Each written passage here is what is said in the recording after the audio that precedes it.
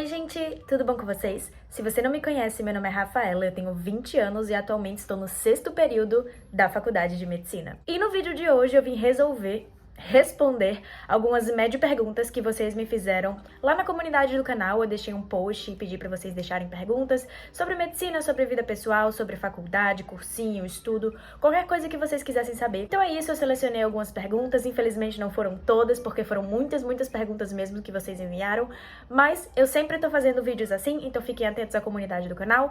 Atualmente eu tô sem Instagram, mas eu tô sempre por lá. Então é isso, vamos lá para as perguntas, porque vocês têm bastante dúvidas e eu preciso respondê-las, né? Qual a maior diferença que tu sentiu em relação ao estudo da faculdade e o estudo focado no vestibular? Para responder essa pergunta, eu não vou focar tanto na matéria, tanto no conteúdo, porque essa é uma parte bem...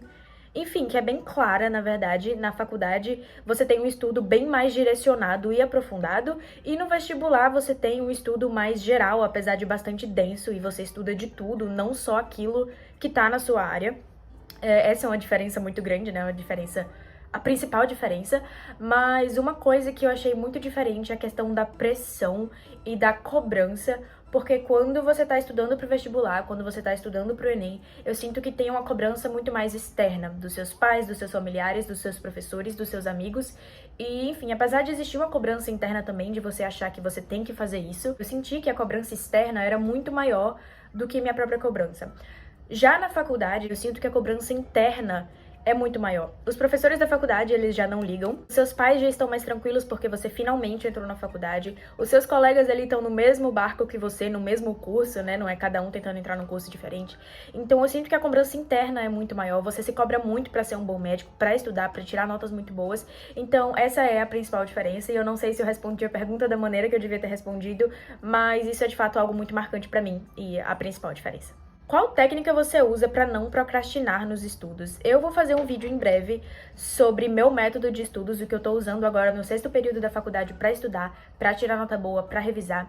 Mas uma coisa que me ajuda muito a não procrastinar é ter uma rotina e saber que eu simplesmente não posso procrastinar. Pois é, parece um pouco complicado, mas nem sempre você vai ter aquela motivação toda, aquela vontade de estudar incessante. Então você tem que simplesmente, às vezes, sentar na cadeira e se forçar a estudar, mesmo que você esteja cansado, com dor de cabeça, sem saco pra isso.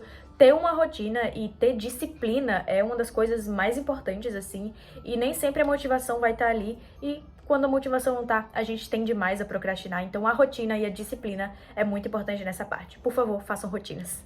O que mais te impressiona na faculdade de medicina? A parte positiva e negativa. Eu já fiz um vídeo aqui muito tempo atrás sobre as partes positivas e negativas da faculdade de medicina. Eu vou deixar linkado aqui para vocês assistirem. Atualmente, a parte que tá mais positiva na medicina para mim é que eu tô tendo a oportunidade de acompanhar um paciente a longo prazo, de ver mesmo a evolução dele e ver que ele tá melhorando, como tá indo o curso da doença dele. Isso é algo muito positivo pra mim. Eu sinto uma felicidade muito grande de ver que um paciente que eu ajudei, né, tá melhorando. E a parte negativa continua sendo que, infelizmente, às vezes a gente não pode fazer tudo. E, enfim, às vezes a gente acha que pode resolver tudo, pode curar todas as doenças, mas infelizmente não é isso que acontece o tempo todo. E é uma parte negativa no sentido de eu ainda não aprendi 100% a lidar com isso, a lidar com perdas e más notícias. Eu sinto que essa ainda é uma parte muito que me afeta muito, sabe? Então, são bem extremos.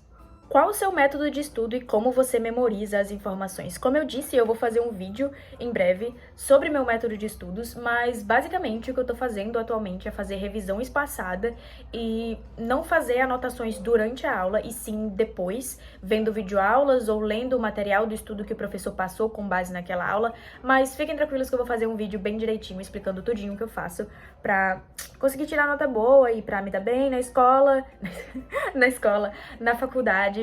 E, enfim, aprender todo o conteúdo, porque cada pessoa é diferente, né? Então cada pessoa tem um método, mas é o que tá funcionando pra mim nesse semestre. Então é isso daí, eu vou fazer um vídeo, mas basicamente revisão espaçada, e eu não tô fazendo anotação de aula, eu faço anotação depois. E durante a aula eu tiro bastante dúvida, e em casa eu faço todo o restante, tá? Estudo e tudo mais. Então é isso. Seu namorado também é da área da saúde? É incrível como eu tô sem Instagram já faz meses. como eu tô praticamente só aqui no YouTube e vocês ainda dão conta de descobrir as coisas. Meu Deus, eu fico em choque como é a internet. Mas respondendo a pergunta, eu não tô oficialmente namorando e, além disso, não, ele não é da área da saúde, mas quem sabe se eu conversar com ele o suficiente, eu não faço ele vir também, né, pra esse lado da força. Dá pra conciliar medicina e emprego? Gente, eu não vou dizer que dá, mas eu não vou dizer que não dá, porque dá e não dá.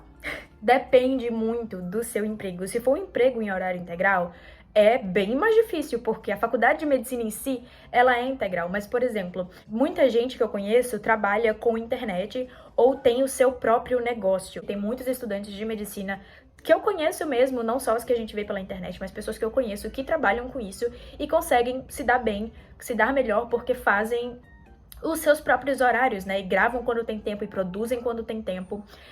Tem algumas pessoas na minha turma, ou que eu conheço no geral, que já são formadas em outras áreas e trabalham vez ou outra nessas áreas mesmo não podendo ter um emprego 100% integral, mas, por exemplo, dá plantão e, enfim, trabalha quando pode, quando dá, quando tem uma área verde, uma área livre, mas o mais importante que eu acho nisso é dar sim pra conciliar a medicina com o emprego, desde que você tenha horários mais livres. Se for um horário fixo, se você trabalhar em alguma empresa ou trabalhar pra alguém, é mais difícil. Então, isso é algo a se pensar, né? Caso você queira entrar na faculdade de medicina e manter uma renda, é importante que você veja uma maneira de você conseguir fazer os seus próprios horários e trabalhar de uma maneira mais autônoma, né? Assim funciona bastante. Você estuda em faculdade pública ou particular? E sua faculdade tem festas? Minha faculdade é particular, eu faço já o 3º ano da faculdade de medicina lá e, enfim, tem festas. Sim, eu não vou pra todas, eu vou mais para as que são relacionadas com a parte da formatura e, enfim, que a gente paga, né, a formatura e tudo mais, então é mais pra essas festas que eu vou. Mas até que tem bastante, não tem tipo, muita, todo mês tem uma festa, mas de vez em quando tem e são bem legais e eu gosto. É isso, mas eu não vou pra todas. Você acha que rola muito preconceito com tatuagens na medicina? Então, gente, assim, não tem escrito em lugar algum que um estudante de medicina, um médico ou um profissional da saúde, qualquer que seja, não pode ter tatuagem. Isso não é uma proibição, sabe? Você pode fazer tatuagem sim, se você quiser, mas o que acontece é que algumas pessoas não recomendam que você faça tatuagens quando você trabalha com esse público, com a área da saúde, é porque muitos pacientes podem ainda ter esses preconceitos e achar que um médico tatuado não é tão bom quanto um médico que não é tatuado. Assim, é importante que você saiba que mesmo que não exista em nenhum lugar dizendo que você não pode, às vezes você pode encontrar um paciente que não queira ser atendido por você ou que, enfim, não ache isso legal e queira trocar de médico. É sempre uma possibilidade. Isso sempre pode acontecer. Principalmente, a gente sabe, na sociedade que a gente vive, isso ainda não é algo 100% comum em profissionais da saúde. É geralmente mais o cuidado com o paciente mesmo, de um paciente vir pra você e ele não querer ser atendido, ele não confiar em você por isso. Mas, enfim, você pode muito bem não atendê-lo e, enfim, é isso, vida que segue. Como você lida com perdas de pacientes? Eu já falei um pouco mais atrás nesse vídeo que eu não lido tão bem, que eu tenho um pouco de dificuldade de lidar com isso ainda, mas algo que tem me ajudado muito a lidar com isso é estudar a questão dos cuidados paliativos. Eu tive contato com cuidados paliativos a primeira vez quando eu fiz um curso de imersão em oncologia para estudantes de medicina.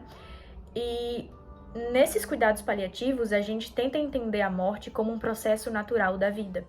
E isso é algo que me conforta bastante, sabe? Entender que tá tudo bem, que isso acontece. Entender a morte como um processo natural da vida é algo que me ajuda bastante, que me ajuda a lidar melhor com isso.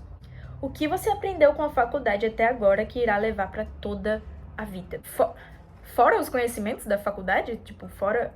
Eu não sei, porque eu não sei se essa foi uma pergunta profunda, tipo, sentimentalmente, ou se foi uma pergunta, tipo assim, de conteúdo. Porque se for um conteúdo, eu espero que eu consiga lembrar de tudo, ou de quase tudo que eu aprendi na faculdade, né? Porque eu tô revisando bastante. Então, eu espero ter toda essa bagagem de conteúdo e conhecimento pra aplicar na minha carreira profissional após a faculdade. Mas eu tô achando que essa pergunta é uma pergunta muito mais profunda e sentimental, sabe? Um negócio mais... E já puxando o gancho mesmo da pergunta passada, a morte como um processo natural da vida. Isso é uma coisa que eu não conseguia entender antes. Enfim, não era algo que entrava na minha cabeça antes, mas com os cuidados paliativos, com os estudos, eu entendi. Hoje eu finalmente consigo entender isso e trazer isso muito mais pra minha vida e saber que a morte é um processo natural da vida. E, enfim, é algo que me conforta, sabe? Me traz um conforto e eu nunca vou me esquecer disso, eu nunca posso me esquecer disso. Então, é isso, gente. Essas foram as perguntas que eu selecionei.